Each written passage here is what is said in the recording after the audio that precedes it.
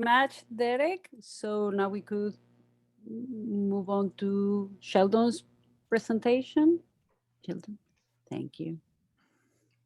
Thanks to Evan and the group for inviting me, and to Patricia for moderating.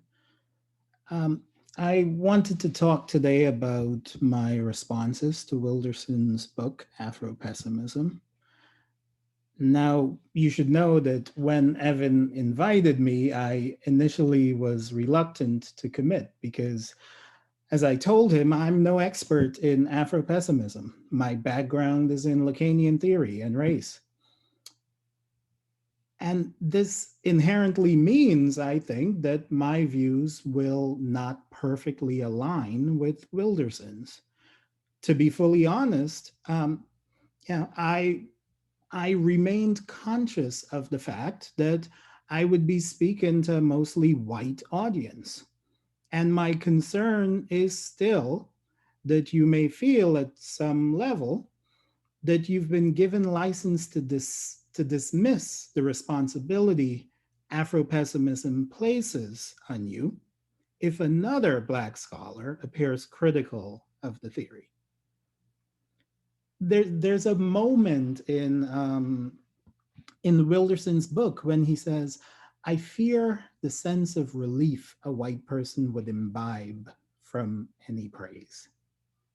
I share this apprehension about letting white America, and analysts and theorists more particularly, off the hook by communicating that any critique of mine absolves them of responsibility for seriously considering the insights of Afropessimism.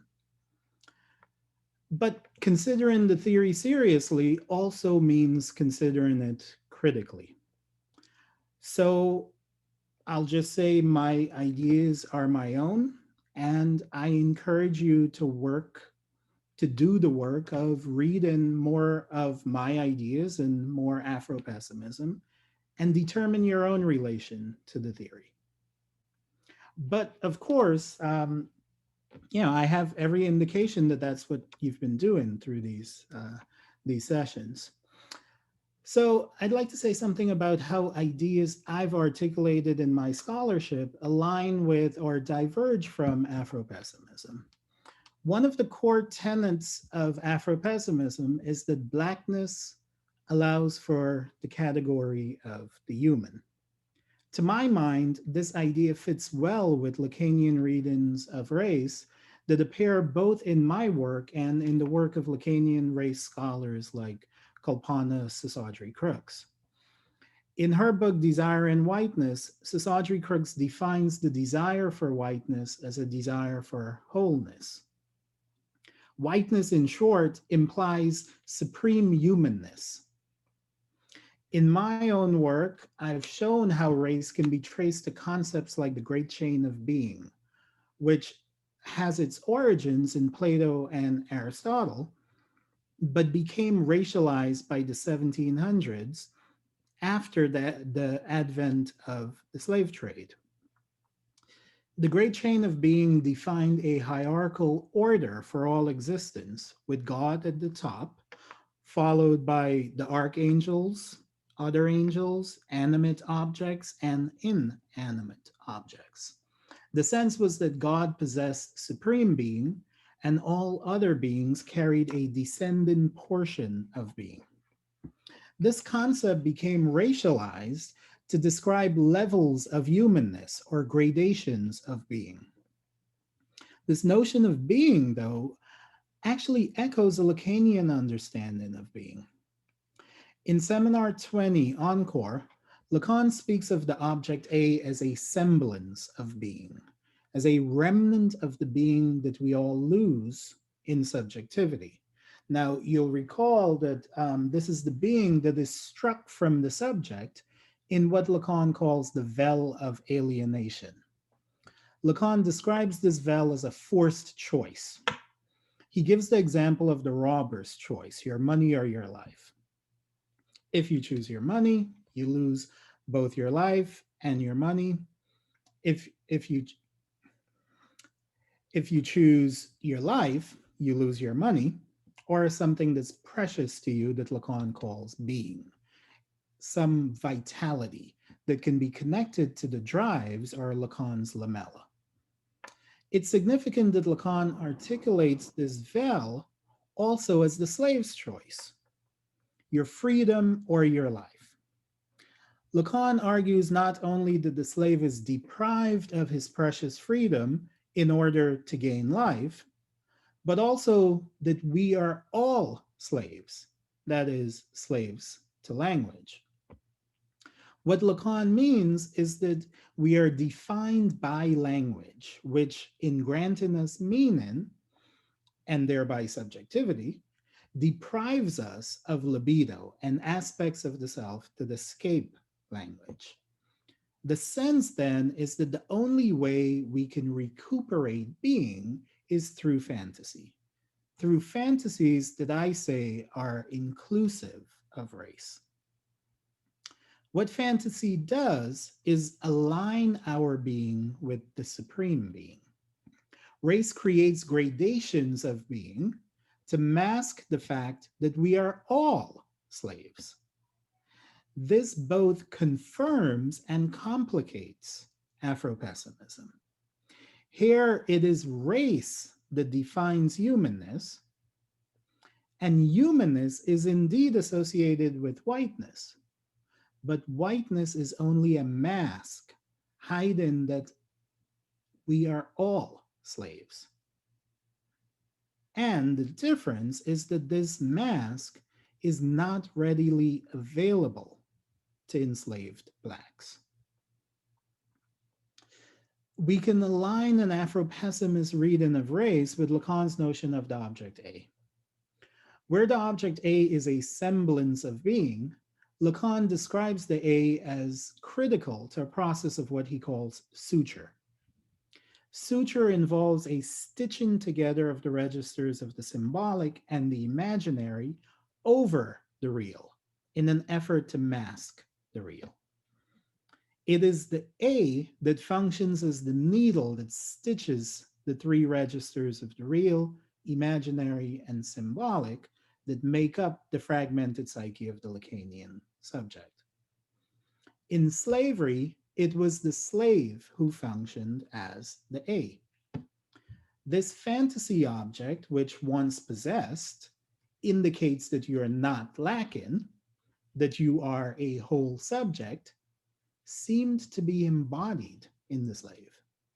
In the American South, owning slaves transformed white men into gentlemen of class and status, and moved white women out of the farms to lord over mansions as ladies of the house. Slave ownership created both a superior race and a superior class, a genteel class that lacked nothing. Where the imaginary is bound to just such fantasies of wholeness, the racial symbolic of slavery reinforced these fantasies, stitching fantasies of white wholeness and supremacy into the very fabric of the race's social and psychic reality. So the imaginary fantasies are reinforced by the symbolic. And indeed, the psyche could be rooted, therefore, in notions of race. It's in this sense that Afropessimism is correct to say that the slave is the category that makes the human thinkable, presenting the human in opposition to the slave. The question remains, though, is the Black subject today, as Afropessimism would have it, also a slave? And more basic than this, how do we read slavery?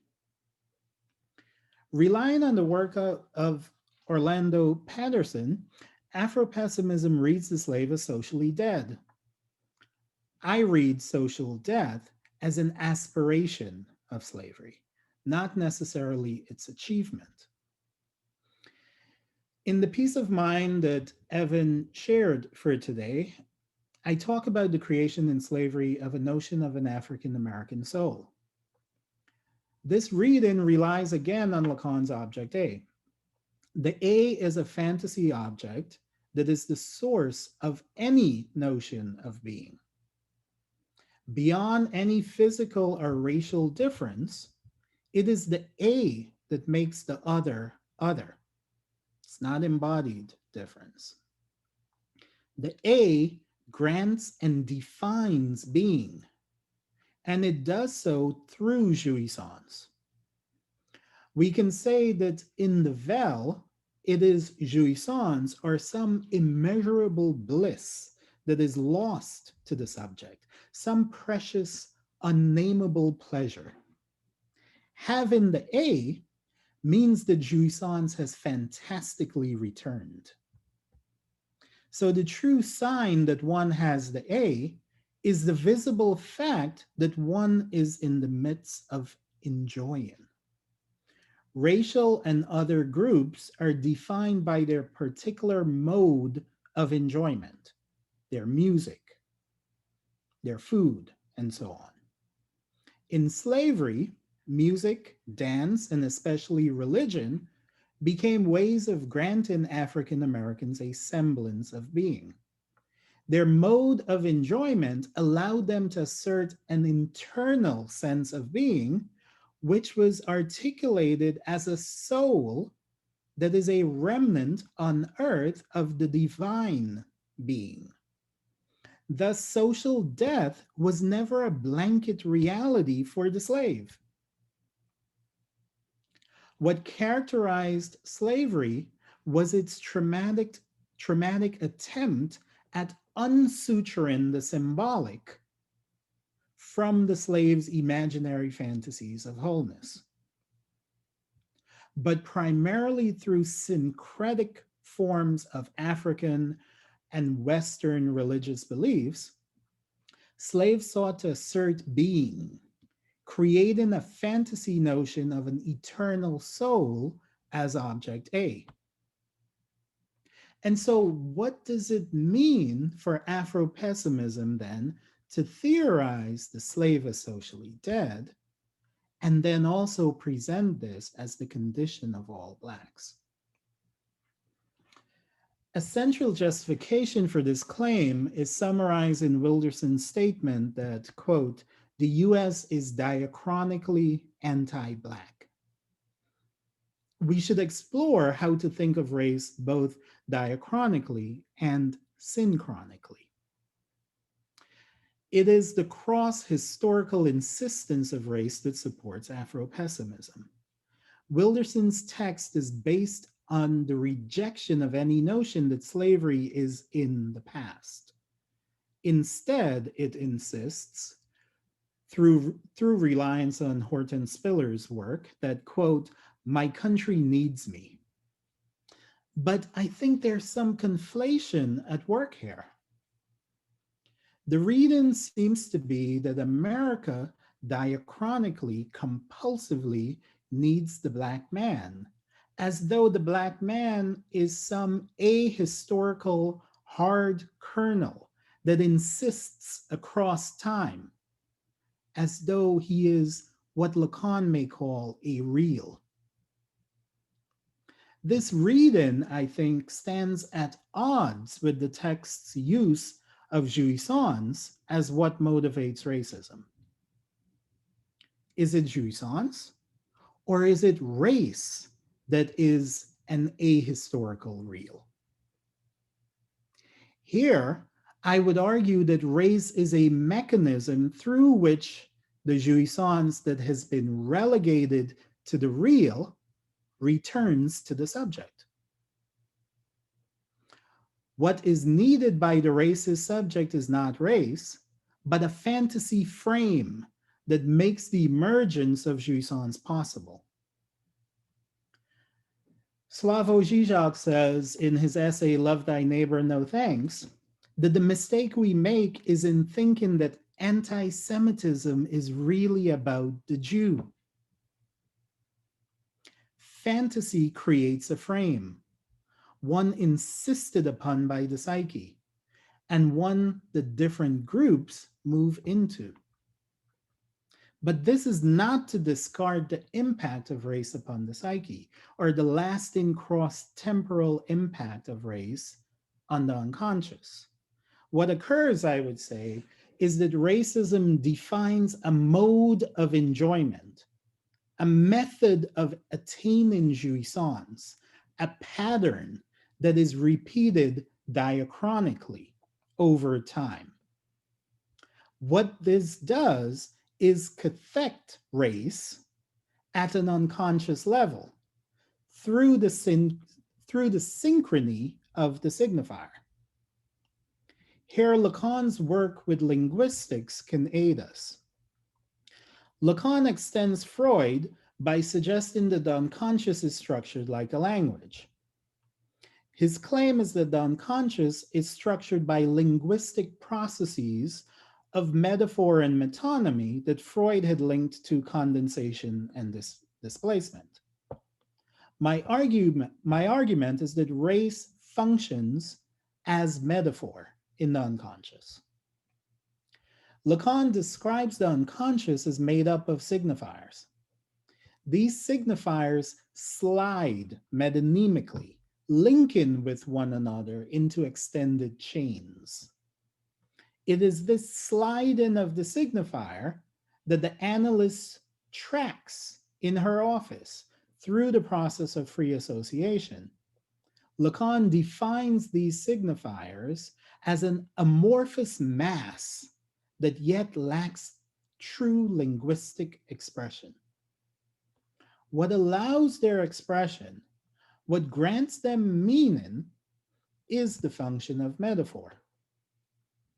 Lacan presents the amorphous mass as dominated by the external signifier of the symbolic.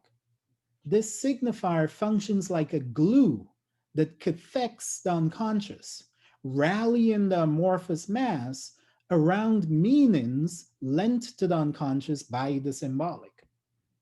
It is just such a process that Lacan recognizes in Freud's reading of the Ratman case. The Ratman is an obsessional neurotic who is told by his army lieutenant about a form of punishment in which the victim is made to sit on a bucket filled with rats, this is really gruesome, that are agitated to such a degree that they burrow into the victim's anus.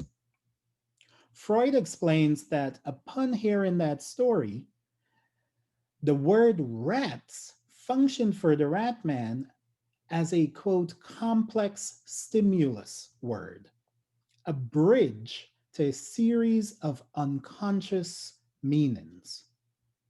In German, the word for rat is associated with the words for money, marriage, and children. Rats, the word, cathected the Ratman's apprehensions about reliving his father's biography in marrying a rich woman instead of the poor woman he loves. It unleashed ambivalent feelings he has held toward his father since his childhood, toward the father capable of punishing him with the same severity described in the story.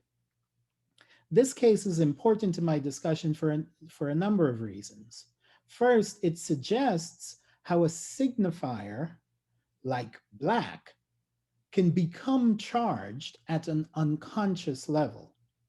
It explains, I would say, why everyone here today is a racist. Black and white are socially cathected signifiers that make associations at an unconscious level.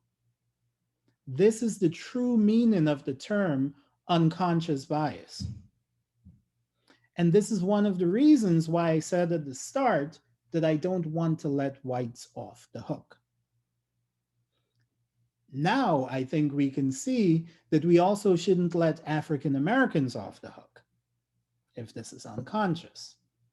The unconscious, as Lacanian theory suggests, makes it so that the signifier of the other is in me more than me. This is a paradox that causes much consternation in Wilderson's book. The argument of the book builds the recognition of an internal imago or self-image that is at odds with the bodily self.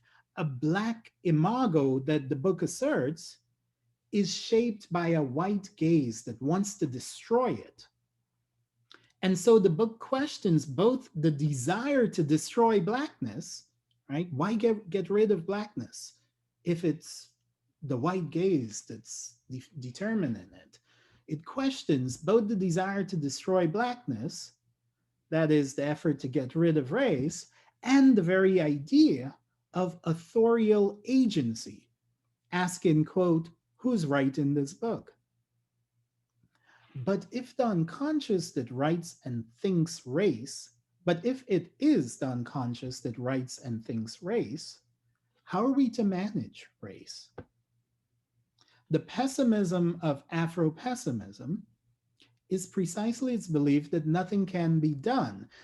That is, that it's all or nothing, that the world must be destroyed for change to occur. I would say that one implication of recognizing the amorphous mass in the unconscious is the recognition also that the unconscious can be cathected and given meaning by multiple signifiers. By this reading, the black is not, contrary to the book's claim, quote, a static imago of abjection. Signification isn't about binary oppositions between two terms, so that blackness makes other oppositional terms thinkable. Instead, it's about an opposition to what cannot be thought, a third, or sometimes in Lacan, fourth term that escapes signification. Afropessimism, strangely for its focus on the unconscious, positions itself in a place of knowledge and certainty. What is so painful about Afropessimism? What leaves the Wilderson of this narrative reeling on the floor and drives him to the psychological breakdown that opens the text is knowledge and certainty. It is the sense of seeing the world for what it really is. But what does it mean to see the world through race when race, we all know, is a fantasy, not a biological fact? And here I'm drawing on a question that Jennifer Ferguson has asked. Is it beneficial to see the world through race because it is this illusion that guides the world in its rampant racism? Or does seeing the world through its illusions ultimately mislead us? At one point, the narrative describes audiences' responses to the film 12 Years a Slave. And it argues that audiences transform violence and rape into a narrative of jealousy because it allows them to avert confrontation with the truth about what it means to be a slave. The narrative insists on reading this moment as defined by the white master's phrase, I am in my pleasure. This phrase allows the text, rightly I would say, to read slavery through jouissance, which it says secures anti-Blackness and life itself in ways that are beyond logic and storytelling. But yet the effort of Afropessimism, or of this book, is to communicate knowledge, to, quote, make sense of without being overwhelmed by a Blackness that exceeds narration. Afropessimism defines itself as a meta theory. This theory has two central aspects according to the text. First, it is a commentary on other theories, a commentary that, like deconstructive theory, identifies sites of undecidability, places where in other theories the text most obviously undermines its own rhetorical strategies. Second, it rejects the humanism of these other theories, seeing them as misreading Black subjects as human through reductive analogies. So the text warns us not to read Blackness as analogous to the experiences of Palestinians or Native Americans and so on.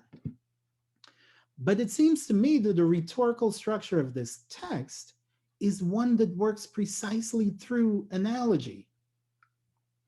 Blackness is read analogously in relation to the slave's experience.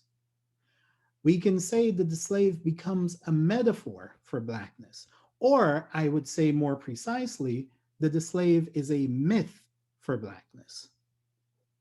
Lacanian theory teaches us to read myth as an expression of the psyche, not as a lie, as an expression of the psyche.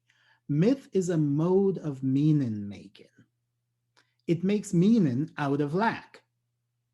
It is a time bound expression of a cultural relation to lack.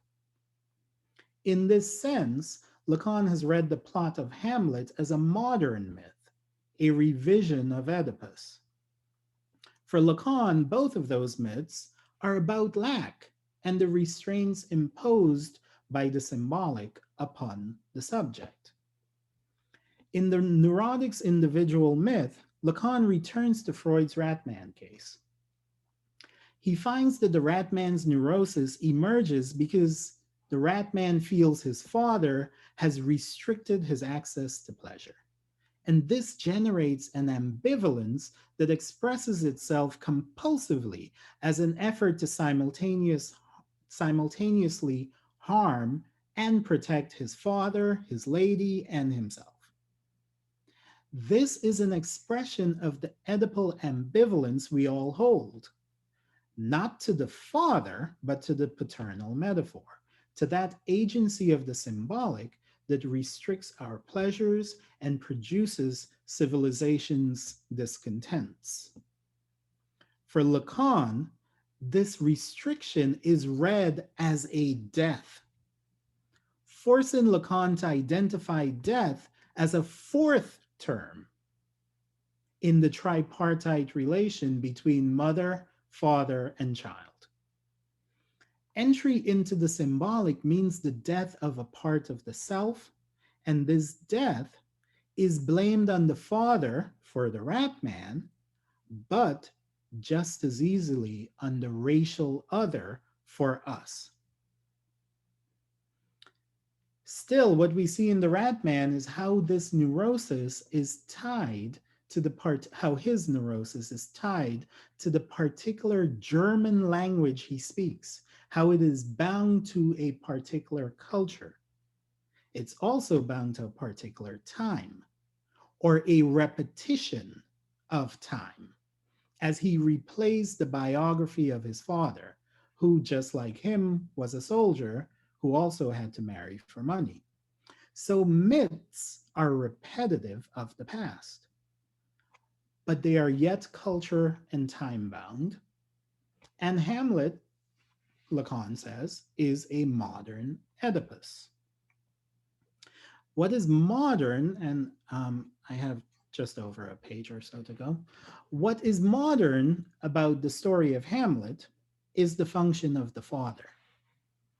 Not only is this father what Freud calls an interrupter, blocking the subject's pleasure, the Ratman's pleasure, but this father is a usurper, an illegitimate father in Hamlet. It is Claudius, King Claudius, who has killed old Hamlet, taken both the throne and the mother, and forced Hamlet on his quest of vengeance against the usurping king. This modern narrative, I have argued, is the mythic narrative of slavery. The slave is someone who is deprived of all pleasure by a usurping father who has killed his biological father and has taken possession of his mother as the master's woman. Here, the master takes on the role that is implied by Lacan when he says we are all slaves of the symbolic. The master supplants the symbolic as mythical agent of lack, as does whiteness. The white master of this myth is the one who has ripped us out of our imaginary, out of the blissful presence of our mother Africa, making all blacks brothers and sisters bound together in exile in slavery to the racist symbolic. So I wonder if there aren't echoes in Afropessimism of this kind of supplanting of the past as mythic structure for the present. Echoes that perhaps are seen in the assertion that every single scene in America, this is a quote, is played out on an antebellum stage. Or in the reading of the waitress Doreen as fainting in the same way slaves jumped into the sea during the Middle Passage. Is it this same process of reading by analogy that drives repeated references to the film 12 Years a Slave to explain, for example, why Josephine is able to casually enter into Stella's apartment? Or is Afropessimism mythopoetic, generating its own myth of slavery? I agree that there's a danger in reading through analogy. Tanasi Coates, along with a number of other scholars, has observed that racism came before race, that the construct of race was a way of justifying racism. I would argue that jouissance came before racism as an extimate exclusion outside of, but central to, the binary opposition between Blackness and humanness. So I ask, what is at stake in reading the world through the lens of race as the core hermeneutics for understanding every scene on the American stage? What seems foreclosed in Afropessimism is the option of rejecting race. A prescient observation made by Afropessimism is the recognition that the central power of whiteness is its ability to define reality. As the text says on page 156, white fantasies have objective value.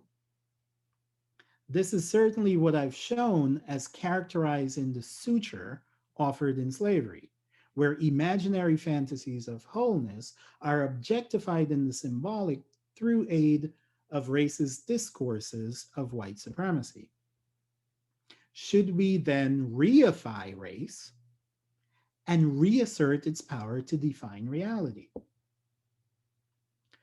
Lacan argues that part of the modern myth of the subject is not only a sense of being deprived of pleasure, but also a sense that the other is a usurper. He speaks of the decline of the paternal metaphor, which is seen as illegitimate. It is always the father who deprives me of pleasure, and in race, it is always the other who has stolen my pleasure and who wrongfully usurps my power. In our post colonial world, the power of the white father is indeed diminished. We can argue that what we see in the dogged adherence to racist candidates like Trump, to whom about half of the voting public showed their allegiance, is fear of the depleted power of whiteness. It is fear that whiteness can no longer define reality, that it now has to contend with racialized voices and the so-called fake news of the lying mainstream media. What does it mean to see reality through a concept like race? If we all agree that race is an illusion, I'll leave that as a question for you to answer.